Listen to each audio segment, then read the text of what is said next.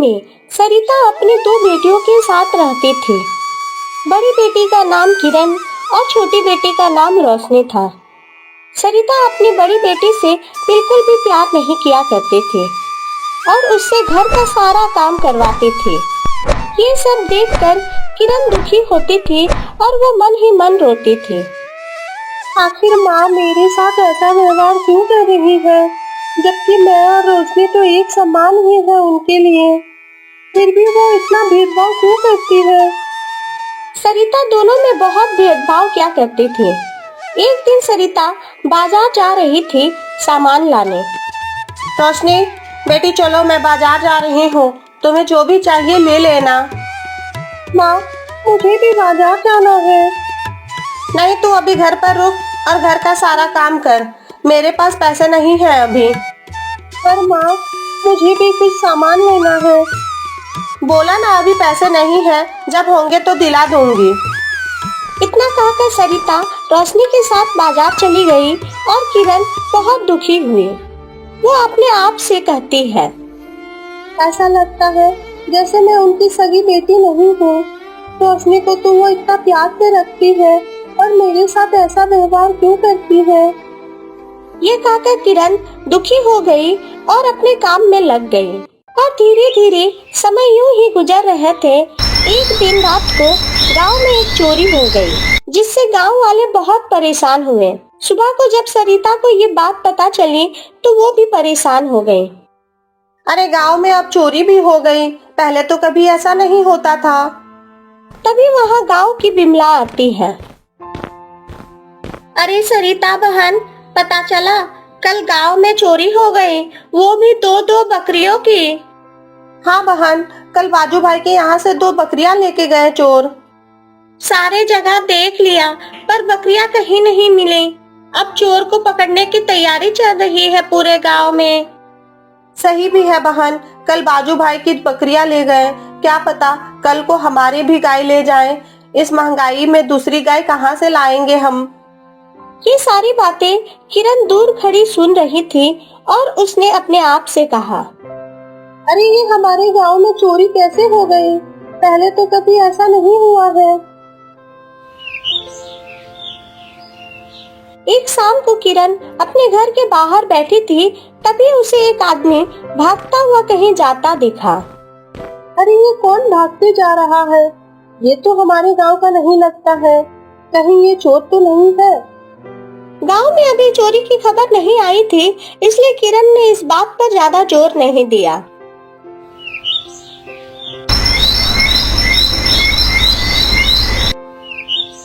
अगले दिन गांव में फिर चोरी हुई और इस बार सरिता की गाय चोरी हो गई थी। है ऊपर वाले, ये क्या हो गया, उस जालिम चोर ने मेरी नंदी को चुरा लिया। एक ही तो मेरे पास गाय थी, वो भी वो जालिम चोर ले गया। अब पता नहीं कहाँ और कैसी होगी मेरी नंदी, ये मेरे साथ क्या हो गया ऊपर वाले। सरिता को इस तरह रोते बिलखते देख किरण को अच्छा नहीं लगता है। किरण और रोशनी अपने माँ को दुखी देखकर खुद भी दुखी हो गई।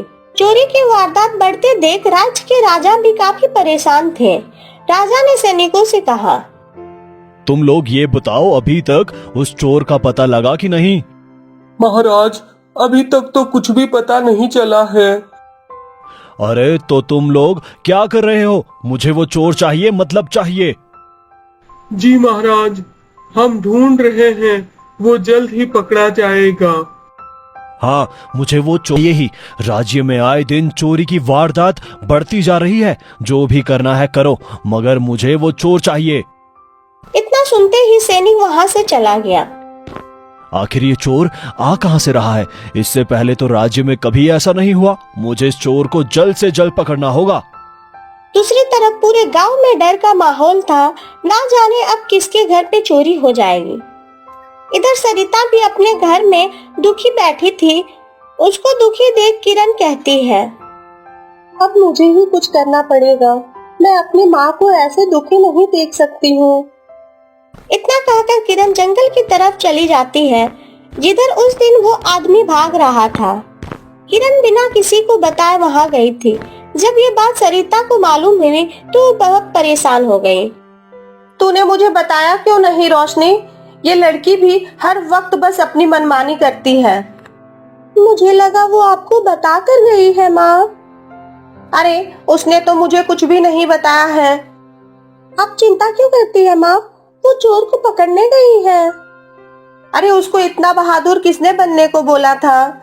उसे क्या पता कि चोर कहाँ रहता है। हे ईश्वर, अब मैं क्या करूं? कहाँ ढूंढूं उस लड़की को? सरिता बहुत परेशान होने लगी और दूसरी तरफ किरण एक जंगल के अंदर जा पहुंची। वो इधर उधर देखने लगे। बाप रे, ये जंगल तो बहुत बड़ा है। मैं तो यहाँ पहले कभी नहीं आई। माँ ने मुझे यहाँ आने ही नहीं दिया। किरण इधर उधर देखने लगी। उसे समझ ही नहीं आ रहा था कि वो क्या करे। यहाँ तो मुझे कोई भी दिखाई नहीं दे रहा है। ऐसा करती हूँ, आगे जाकर देखती हूँ, शायद वहाँ पर कोई हो। किरण जंगल की ओर चली जाती है, लेकिन उसे वहाँ भी कोई नहीं मिलता है। वो वहाँ से जाने ही वाली थी कि वो चोर दिखाई देता है जो गुफा की तरफ जा रहा था। ये देखकर किरण कहती है, अरे ये तो वही चोर है। लगता है इसने हमारे गांव के पशुओं को जंगल के और अंदर रखा है। मुझे इसका पीछा करना होगा। ये कहकर किरण चुपचाप उस चोर के पीछे जाने लगती है। आगे जाकर चोर एक गुफा के पास आ गया। वहाँ पर बकरियां तो नहीं, मगर सरिता की गाय नंदी थी। अरे ये तो हमारी गाय नंदी है, मगर यहाँ बाजू काका की बकरी तो है ही नहीं। लगता है ये चोर बकरी को बेच दिया है। चोर कुछ देर वहाँ रुकने के बाद वहाँ से चला जाता है। किरण चारों तरफ देखने के बाद कि चोर चला गया, वो गाय के पास गई। दूसरी तरफ सरिता भी किरण को ढूंढते हुए जंगल आ गई थी।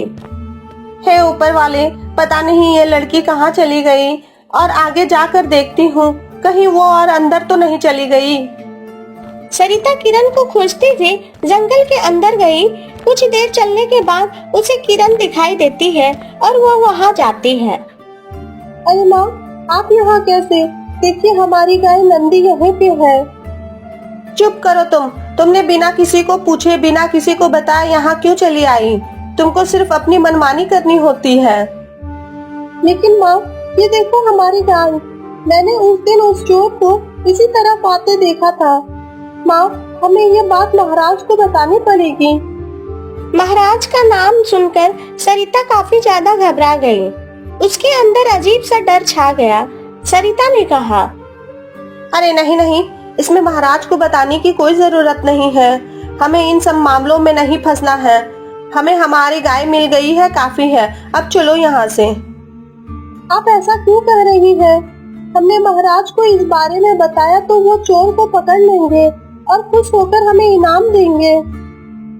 नहीं नहीं, हमें इनाम नहीं चाहिए। हमको इन पछड़ों में नहीं पड़ना है। अब तू चल घर। इतना कहकर सरिता किरण को घर ले गई। किरण बहुत हैरान थी। घर पर किरण को देखकर रोशनी कहती है, अरे दीदी, आप आ गई? आपने उस चोर को पकड़ लिया? हाँ, मैंने उस चोर को पकड़ लिया है, मगर माँ मुझे ये बात राजा को बताने से मना कर रही है। मगर माँ, आपको महाराज को बताने से क्यों मना कर रही है? पता नहीं, ये तो मुझे भी समझ में नहीं आ रहा है। मैं इस मामले को समझना चाहती हूँ। तुम्हें मेरा साथ देना होगा। ये कहकर किरण ने रोशनी को सारी बात समझाई। बात सुनकर रोशनी घबरा गई। मगर दीदी, अगर माँ को ये बात पता चली तो आपको तो पता है ना वो कितना गुस्सा करेंगी। माँ को कुछ भी पता नहीं चलेगा। इससे पहले मैं वापस आ जाऊंगी। इतना कहकर किरण वहाँ से चली जाती है, क्योंकि उसे सरिता पर शक हो गया था कि वो कुछ तो छुपा रही है। चलते चलते वो महल के ऐसे कोने में पहुंच गई जहां से उसे महारानी नजर आ रही थी। महारानी एक टक बस बाहर की ओर देखे जा रही थी। उसके चेहरे पर एक उदासी छाई थी। वो चुपचाप बस खड़ी थी। महारानी को देखकर किरण को अजीब लगा, मगर वो कुछ ना बोली और वहाँ से चली गई। अरे तुम कौन हो? ऐसे महल में कैसे अंदर आ गई? महाराज, मैं किरण हूँ और इसी गांव में रहती हूँ। मैं आपसे ही मिलने आई हूँ। मैंने उस चोर का पता लगा लिया। क्या तुमने चोर का पता लगा लिया? बताओ कहाँ रहता है वो चोर? महाराज, वो चोर जंगल के बीचों बीच की गुफा में रहता है। इतना सुनते ही राजा ने अपने सिपाहियों को चोर को पकड़ने का आदेश दिया। सिपाहियों ने जंगल में जाकर देखा तो वो चोर वहाँ आराम कर रहा था। सिपाहियों ने उसे पकड़कर काल कोठरी में बंद कर दिया। राजा को जब ये बात मालूम चली तो वो बहुत खुश हुआ और किरण से कहता है, वाह बेटी, तुम्हारी वजह से वो चोर पकड़ा गया। मांगो, क्या मांगती हो तुम? महाराज, मुझे बस ये जानना है कि रानी इतनी गुमसुम से क्यों रहती है? उनके चेहरे पे उदासी और मायूसी क्यों है? हाँ, महारानी को एक सदमा लगा है, इसीलिए वो चुपचाप रहती है, किसी से कोई बात नहीं करती। मगर तुम्हें महारानी कहाँ दिखी? महाराज, अंदर आते वक्त मैंने महारानी को देखा था। आप बता सकते हैं उनको किस बात का सदमा लगा है? ये बात काफी पुरानी है। हमारी एक बेटी हुआ करती थी, उसके जन्म के बाद कोई उसे चुरा ले गया। हमने उसको काफी ढूंढा मगर वो नहीं मिली और तभी से महारानी की ऐसी हालत हो गई है। मैंने बहुत वैद्यों से उपचार करवाया मगर महारानी की हालत ज्यों की त्यों रही। महाराज, अगर आप बुरा ना माने तो मैं महारानी जी को ठीक करने की कोशिश कर सकती हूँ। किरण, महारानी किसी से बात नहीं करती है तो तुम उसको कैसे ठीक करोगी? आप चिंता मत करिए महाराज, मुझे बस एक मौका दीजिए, मैं उन्हें ठीक करने की कोशिश करूंगी। राजा ने किरण को रानी के पास जाने की अनुमति दे दी। किरण रानी के पास जाकर कहती है, महारानी जी, कैसी हैं आप? आप इतने अकेले क्यों रहती हैं? कौन कौन हो तुम? मेरे कक्ष में क्या कर रही हो? महारानी जी, मैं आपकी नई दासी हूँ। आप अकेले क्यों हैं? चलिए मैं आपको बाहर लेके चलती हूँ। महारानी ने किरण की आवाज सुनी और उसको ध्यान से देखा तो उसे किरण अपना सा महसूस हुआ। उसे किरण से अजीब लगाव हो गया, इसलिए किरण ने बाहर चलने को कहा तो वो मान गई और बाहर आ गई। ये देखकर दास दासियां हैरान रह गए। सैनिक ने जब ये बात महाराज को बताया तो वो भी हैरान हो गए। अरे ये कैसे हो गया? महारानी तो कभी अपने कक्ष से निकलती ही नहीं, आज वो कैसे अपने कक्ष से बाहर आ गई? महाराज, आज जो नई लड़की आई है उसी ने महारानी जी को बाहर निकाला है। क्या उस नई लड़की ने ये किया? अरे वाह, ये तो बहुत खुशी की बात है। रानी कक्ष से बाहर निकली तो इसमें राजा बहुत खुश हुए। दूसरी तरफ किरण रानी का बहुत अच्छे से ख्याल रख रही थी। महारानी, आप इतना उदास क्यों रहती हैं? किसी से कोई बात भी नहीं करती हैं, गुमसुम सी रहती हैं। मेरी बेटी के जन्म के समय किसी ने उसे चुरा लिया था। क्या तुम मेरी बेटी को ढूंढ दोगी? हाँ महारानी जी, बिल्कुल, लेकिन आपको मेरी सारी बात माननी पड़ेगी। हाँ, तुम जो कहोगी सब मानूंगी, मुझे मेरी बेटी चाहिए बस। जी बिल्कुल रानी जी, एक दिन आपकी बेटी आपके साथ जरूर होगी। रानी और किरण की सारी बात राजा सुन रहा था। उसने किरण को अपने पास बुलाया और कहा, अरे ये तुम क्या कह रही हो? तुम्हें पता है ना, हमारी बेटी को बचपन में ही किसी ने चुरा लिया था। जी महाराज, मुझे पता है, मगर मुझे अभी महारानी को ठीक करना है, इसलिए मैं उनके बातों को मान रही हूँ। क्या आप नहीं चाहते कि महारानी जी ठीक हो जाएं? हाँ, मैं चाहता तो हूँ, लेकिन ऐसा ना हो कि अच्छा करने के चक्कर में बुरा हो जाए। नहीं महाराज, ऐसा नहीं होगा। आप मुझ पर विश्वास रखिए, महारानी जी जल्दी से ठीक हो जाएंगी। अच्छा, अगर ऐसा हुआ तो मैं तुम्हें मुंह मांगा इनाम दूंगा। राजा किरण की बात से सहमत हो गया। इधर दूसरी तरफ सरिता को जब ये बात पता चली तो वो बहुत परेशान हो गई और अपनी बेटी रोशनी से कहती है, बेटी, अब हमें ये गांव छोड़ना पड़ेगा। इस गांव में रहे तो अब हम पर मुसीबत आ सकती है। ऐसा क्यों कह रही है माँ? मैं भला अपना गांव क्यों छोड़ूं? और हमें यहाँ रहने से क्या परेशानी होगी? और अगर दीदी आ गई तो वो कहाँ जाएंगी? अरे वो नहीं आएगी। अब ज्यादा भाषण मत दे, चल यहाँ से अब। नहीं माँ, मैं नहीं जाऊंगी। आप हमेशा ऐसे ही करती हैं। आप हमेशा दीदी से इतना नफरत क्यों करती हैं? ये मैं तुझे बताना जरूरी नहीं समझती हूँ। अब बहस मत कर और चल यहाँ से, नहीं तो कोई परेशानी होगी तो मुझे मत बोलना। परेशानी? क्यों होगी परेशानी माँ? मैंने किसी का कुछ चुराया है क्या? हाँ हाँ, मैं जानती हूँ तूने किसी का कुछ भी नहीं चुराया है। बस बहुत हो गया अब तेरा, चल यहाँ से। सरिता ने रोशनी को बहुत समझाने की कोशिश की मगर वो नहीं मानी। फिर सरिता अकेली वहाँ से चली गई। कुछ दिन यूं ही गुजर गए। किरण अब महारानी से अच्छे से घुल मिल गई और अब महारानी महाराज से भी बातें करने लगी थी, जिससे महाराज बहुत खुश हुए। एक दिन किरण महारानी को बाग में लेकर जाती है। महारानी ने किरण के हाथ पर एक निशान देखा और वो हैरान होकर कुछ सोचने लगी। फिर किरण से कहती है, किरण, ये तुम्हारे हाथ में ये निशान कैसा है? महारानी जी, ये निशान मेरे बचपन से ही है। क्या बचपन से ही ये निशान है? महारानी सोच में पड़ गई। उसे याद आया कि उसकी बेटी के हाथ में भी ऐसा ही निशान था। किरण, तुम्हारी माँ कौन है और उसका नाम क्या है? मेरी माँ का नाम सरिता है और वो इसी गांव में रहती है। सरिता का नाम सुनते ही रानी चिल्लाकर कहती है, क्या सरिता है? ये तो मेरी दासी का नाम था और उसी ने मेरी बेटी को चुराया था। इसका मतलब तुम ही मेरी बेटी हो? ये सुनकर किरण बहुत हैरान होती है। ये क्या कह रहे हैं महारानी? आपको कोई गलतफहमी हुई है? नहीं नहीं, मुझे कोई गलतफहमी नहीं हुई है। सरिता दासी ही मेरी बेटी को चुरा कर ले गई थी और तुम्हारे हाथ में वही निशान है जो मेरी बेटी के हाथ में था। तुम ही मेरी बेटी हो। ये सब सारी बातें महारानी ने महाराज को बताया। पहले तो वो बहुत खुश हुए, फिर कहते हैं, अगर ऐसी बात है तो पहले किरण की माँ को बुलवाओ, फिर पता चलेगा सच्चाई क्या है। राजा ने सैनिकों को किरण की माँ को पकड़ने का आदेश दिया। जल्द से जल्द उसको हमारे सामने पेश करो। सैनिक चले गए सरिता को पकड़ने। जब वो घर पर गए तो वहाँ सरिता नहीं मिली, लेकिन वहाँ रोशनी थी। सैनिक रोशनी को पकड़कर राजा के पास ले आए। महाराज, आपने मुझे क्यों पकड़वाया है? मेरी गलती क्या है? तुम्हारी माँ ने राजकुमारी को चुराया था। राजकुमारी को चुराया था? नहीं नहीं महाराज, मेरी माँ चोर नहीं है।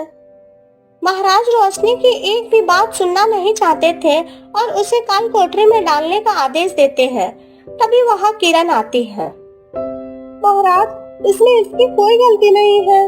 चोरी तो सरिता ने की थी, इसमें इसका क्या कसूर है? और जब भी सरिता मुझे परेशान करती थी, रोशनी ही थी जो मुझे सहारा देती थी। ये मेरी बहन जैसी है, इसे मत सजा दीजिए महाराज। हाँ महाराज, हम इसको क्यों सजा देंगे? गलती तो इसकी माँ ने की है। इसकी माँ ने जैसा किया हमारी बेटी के साथ, हम ऐसा करके निर्दयी नहीं हो सकते हैं। महाराज किरण की बात को मान जाते हैं और सैनिक से चिल्लाकर कहते हैं, सरिता जहाँ भी हो उसे ढूंढ कर लाया जाए, ये मेरा आदेश है। इसके बाद सैनिक सरिता को पकड़ने के लिए एक गांव से दूसरे गांव घूम घूम कर सरिता को खोज रहे थे और इधर रानी अपनी बेटी को पाकर बहुत खुश थी। किरण, मैं बहुत खुश हूँ मेरी बच्ची।